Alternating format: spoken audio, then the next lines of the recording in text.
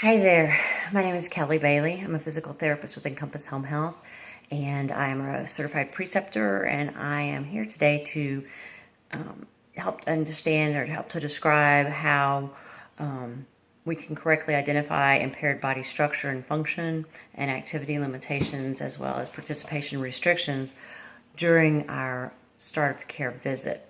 And so this would be for clinicians that are eligible to perform a start of care, nurses, therapists. And just keep in mind, this information is gathered using the ICF, or the International Classification of Function model that was developed by the World Health Organization and accepted multiple years ago. And what this does is provides a standardized way to report impairments and disability throughout all types of care situations throughout the world, basically, since it's the World Health Organization. Just giving us all a common language that we can speak when we're describing patients' disabilities and impairments. When this specific information that needs to be collected is rolled out, it's going to be found in the Homebound section of our physical assessment in our documentation software for the start of care. And so there's going to be 6 different areas that will need to be addressed by the clinician. The first one being the very broad, what are the impaired body structures that we are finding with this specific patient? And this is going to refer to the very specific anatomical parts of the body that are impaired. And a good example would be just like we would say the nervous system, or we would say the vascular system, or we would say the musculoskeletal system. So this will be a very broad category, and they're going to be very specific categories that are listed that have all been established in this common language that we're using. Now then, the next area to be addressed is what are the impaired body functions that are related to these impaired body structures. So this is just getting a little bit more detailed, and it's referring to the physiological functions of our body systems that are impacted. For example, we could say our mental functions are impacted, or we can say that our movement and related function is impacted, or we can say our cognitive functions are impacted. There's still going to be a very broad term, and we're going to do more filtering down as we go through the questions. It's always good to keep in mind that impaired body structures can impact multiple body functions. So we may identify just one impaired body structure, but there's going to be multiple functions that one structure impairment can impact. Now, the next area that the clinician will be asked to address is what activity limitations and participation restrictions are related to these impairments.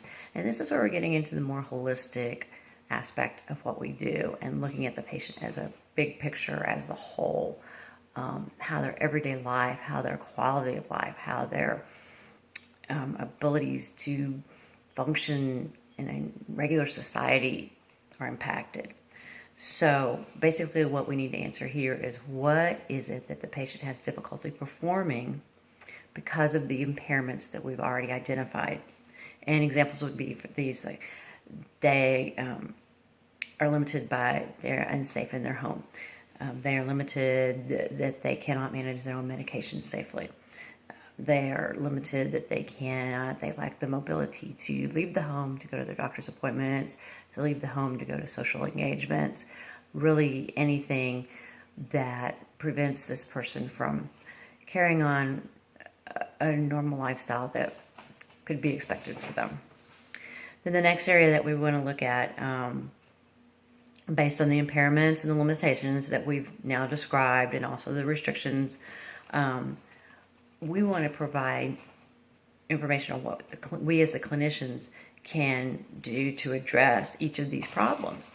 And what this section will do, it's really going to support the medical necessity aspect of our documentation, and why this person needs to be on services and why they need our special skills.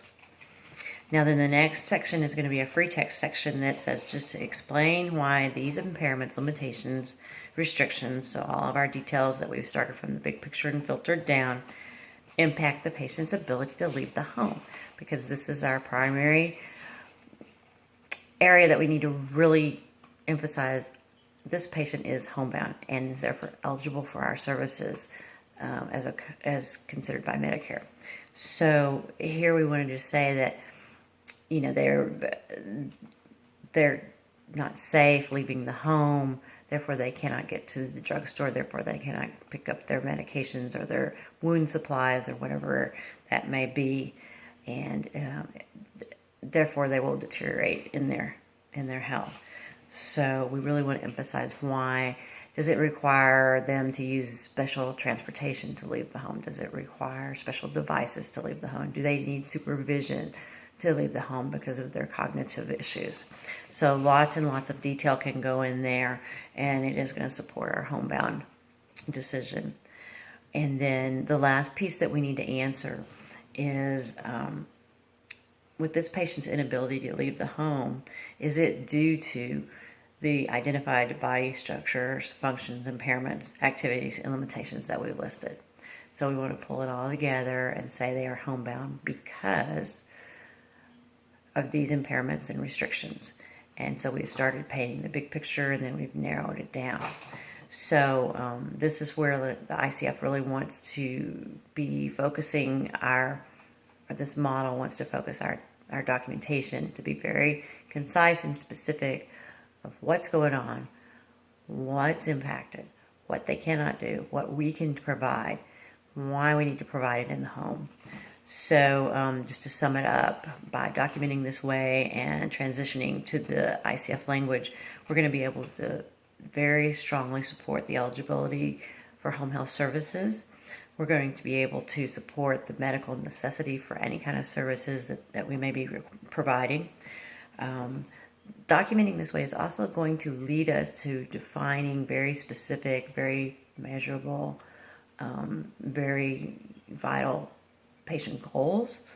And then also, by going through this process, it supports the need for the skilled interventions that we can each provide as clinicians to achieve those patient goals. So I'm very excited about incorporating more of the ICF type language in our documentation. And I like that instead of just picking a specific item that I want to increase knee flexion by 10 degrees, I want to increase this patient's knee flexion to enable them to go up and down the stairs in their home, allowing them to access the only shower that happens to be in the home, which is upstairs. And they need adequate knee flexion to do that safely and to do that on a regular basis, to do it effectively. So it really looks at the big picture and not just, can I get that knee to bend 10 more degrees? Why do I want it to bend 10 more degrees? What will it do for the patient, for me to continue seeing this patient, for me to continue providing services, for me to come into their home and educate them, instruct them, and guide them in gaining that extra range of motion. I'm doing it to improve their lives, to make them safer, to make them more mobile. So thank you very much for listening.